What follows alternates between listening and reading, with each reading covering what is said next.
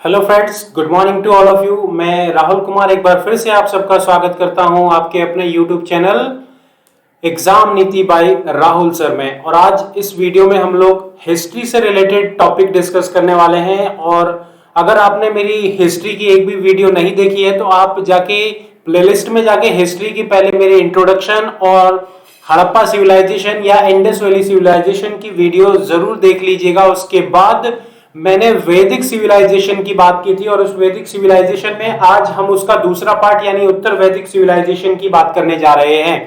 But उस उत्तर वैदिक civilisation की बात करने से पहले हम कुछ एक फैक्ट, कुछ एक पॉइंट देखते हैं। जैसे कि अगर मैं आपको बात करूं तो ये जो वैदिक सिविलाइजेशन है इसे हम वैदिक सिविलाइजेशन क्यों बोलते हैं, या इस वैदिक सिविलाइजेशन का जो सर्वमान्य काल है, इसका जो सर्वमान्य काल है वो कब से कब तक है। तो ध्यान रखिएगा दोस्तों, अगर हम लोग बात करें ये 1500 से लेके 1000 काल 1020 ईसा पूर्व तक, ये ईसा पूर्व तक, ईसा पूर्व या जिसे हम लोग क्या बोलते हैं बीसी, बिफोर क्राइसिस। ठीक है, इसे ही हम लोग क्या बोलते हैं बीसी के नाम से जानते हैं। तो ये 1500 से 1000 बीसी तक जो हमारी सभ्यता चल रही थी वो थी आपकी वैदिक सिविलाइजेशन। क्या थी?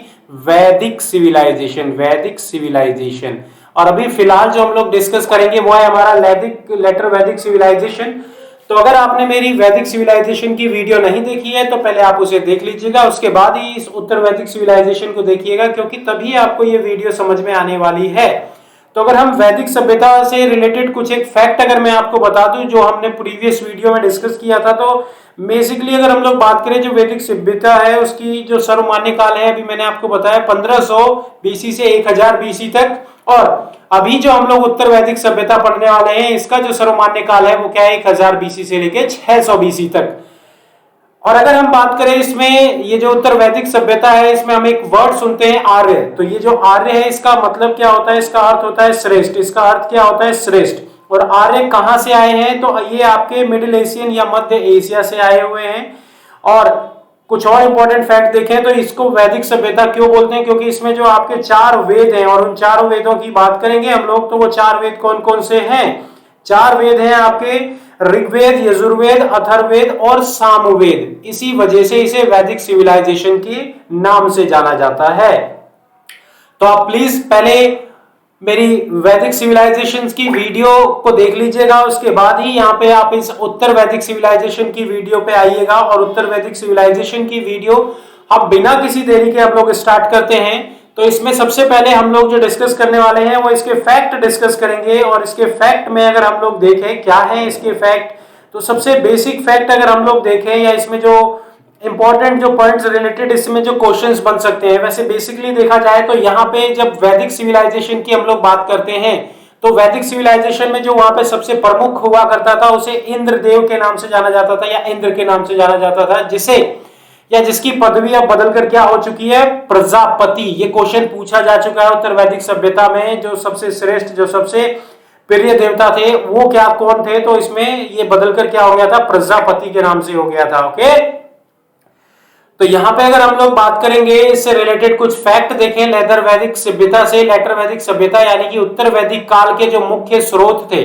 इसका पता हमें कैसे चलता है? तो इसका पता हमें चलता है, इसके जो मुख्य स्रोत हैं वो है अथर्ववेद और इसके साथ साथ सतपथ ब्राह्मण, इनके द्वारा हमें इनकी जानकारी प्राप्त होती है। इसके बाद अगर हम इनके ज्योग्राफिकल कंडीशन की बात करें, इनका ज्योग्राफिकल कंडीशन, इनकी भौगोलिक स्थिति क्या थी, तो यहाँ पे ये इस काल्य में जो ये आर्य हैं ये ऊपरी गंगा क्षेत्र पर भी कब्जा कर चुके थे, जो कि पहले गंगा के किनारे रहा करते थे और अब इन्होंने ऊपरी गंगा के क्षेत्र पर भी कब्जा करना स्टार्ट कर दिया था, शुरू कर दिया था। इस काल में आर्य पूर्वी क्षेत्रों तक पहुंच चुके थे। इस काल में ये अपने आप को एक्सपेंड कर रहे थे। उत्तर वैदिक काल की बात करें तो ये ग्रंथों में भारत के वृंद विभाजन की सूचना बताता है। ये जितने भी हमारे ग्रंथ हैं उस ग्रंथ में उत्तर वैदिक सभ्यता को यहाँ पे किस तरीके से इसको डिवाइड किया गया था, इसके डिवीजन की बात करें, इसके विभाजन की बात करें, तो उसमें ये बताता है कि इसे 3 भागों में बांटा गया था, जिसमें एक आपका नॉर्दर्न इंडिया या जिसे आर्यवर्त के नाम से जाना जाता था, दूसरा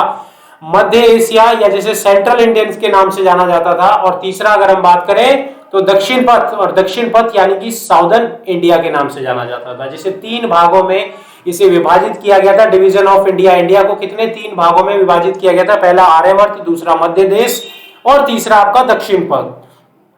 तो आशा है आपको ये वीडियो अच्छी लग रही होगी। फ्रेंड्स, अगर आपको ये वीडियो अच्छी लगती है तो इसे लाइक और शेयर करना मत भूलिएगा, और अगर आप मेरे इस YouTube चैनल पर बिल्कुल नए हैं तो मेरे इस YouTube चैनल को सब्सक्राइब और इसके साथ साथ बेल आइकन को भी प्रेस कर लीजिएगा, ताकि आप आने वाली आगे जो भी वीडियोस हैं, चाहे वो करंट अफेयर्स की हो, स्टैटिक जीके की हो या आपकी जीए की हो, जीएस की हो, वो आपके पास सबसे पहले नोटिफाई हो सके। अब इनकी सोसाइटी की बात करते हैं। इनकी सोसाइटी इस काल में वर्ण विभाजन जन्म के आधार पर हो चुका था।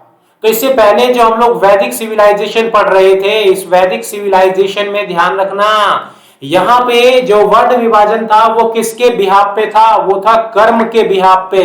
और यहाँ पर अब ये किसके बिहाफ पे हो चुका है, तो जन्म के बिहाफ पे, यानी कि ब्राह्मण का बेटा अब ब्राह्मण बनेगा, शूद्र का बेटा शूद्र बनेगा, वैश्य का बेटा वैश्य बनेगा। तो यहाँ पे अब जो वर्ण विभाजन था वो एक नया मोड़ ले चुका था, और इसमें अब बाय बर्थ ही यहाँ पे ध्यान रखना वर्ण का विभाजन करना शुरू कर दिया गया। इसके साथ साथ यहाँ पे जो पुरोहित वर्ग थे, वो पुरोहित वर्ग पहले से बहुत ज्यादा शक्तिशाली हो गए थे।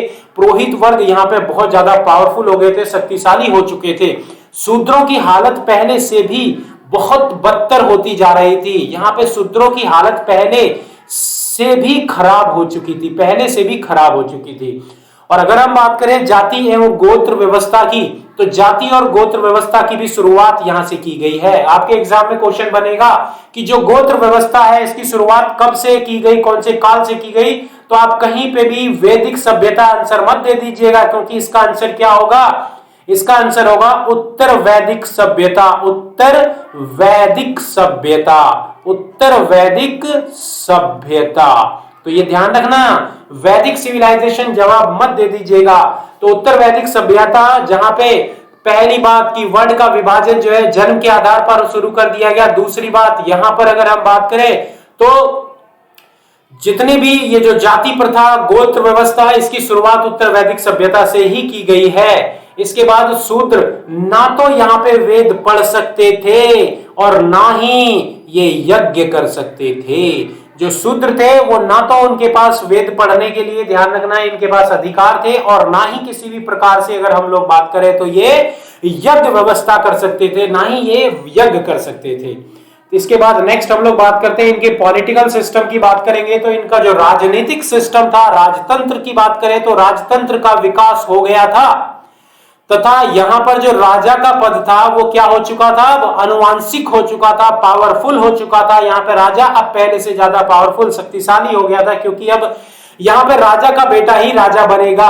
और इसी वजह से वो क्या करने लगे, इसको अपने राज्य व्यवस्था को एक्सपेंड करने लगे, फैलाने लगे, एक देश से दूसरे देश, एक राज्य से दूसरे राज्य में कब्जा व्यवस्था शुरू कर दिया गया।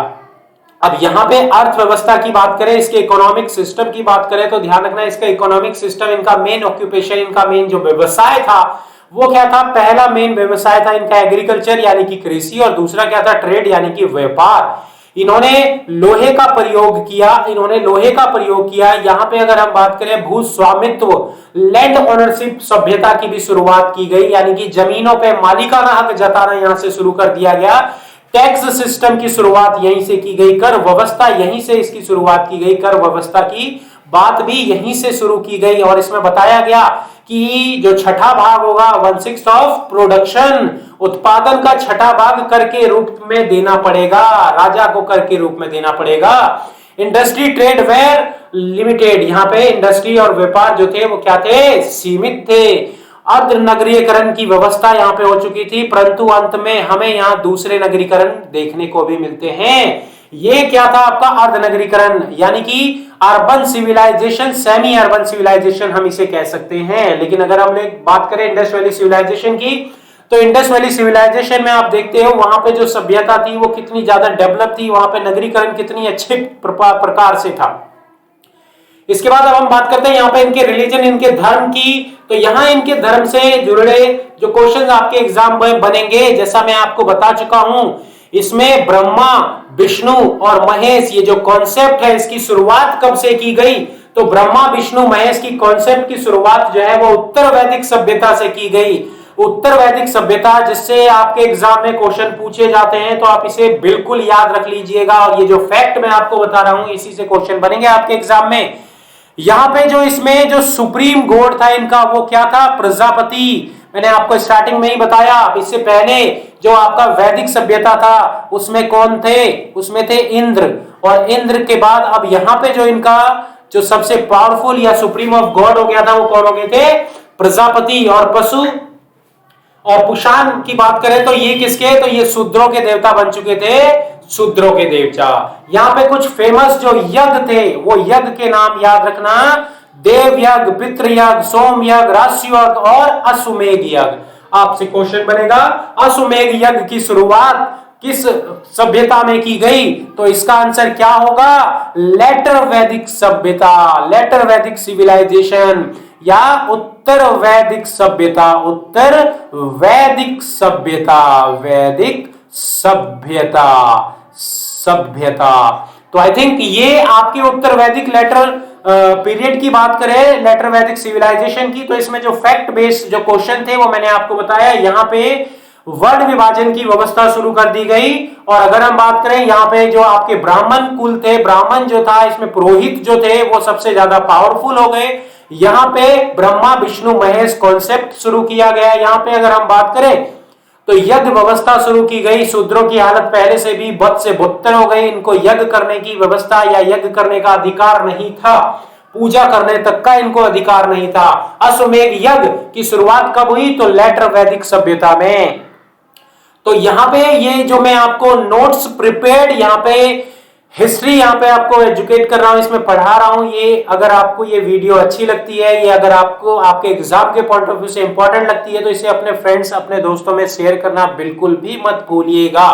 और अगर आप मेरे इस यूट्यूब चैनल पर नए हैं तो ध्यान रखना, यहाँ पे मैंने प्लेलिस्ट बना रखी है हिस्ट्री की। उस प्लेलिस्ट में जाइए हिस्ट्री की, और उसमें इसको स्टार्टिंग से वीडियोस देखिएगा। इस वीडियोस को देखोगे आपको तो चीजें हो सकता है ना समझ में आए, तो इसीलिए पहले आप स्टार्टिंग से जो मैंने वीडियो बना रखी है इंट्रोडक्शन की, इंडस वैली सिविलाइजेशन की, वो सारी चीजें आप पहले देख लीजिएगा। उसके बाद ही आप इस लेटर वैदिक सभ्यता को देखिएगा। ओके फ्रेंड्स, तो इसी के साथ हम अलविदा लेते हैं। और नेक्स्ट वीडियो, नेक्स्ट हिस्ट्री की सीरीज, जिसमें हम बात करेंगे मगध साम्राज्य के बारे में, मगध साम्राज्य का उत्थान, मगध साम्राज्य की शुरुआत कैसी हुई। तो इसी के साथ बाय बाय। नेक्स्ट वीडियो में हम बहुत जल्द आपके साथ हाजिर होंगे। Bye bye.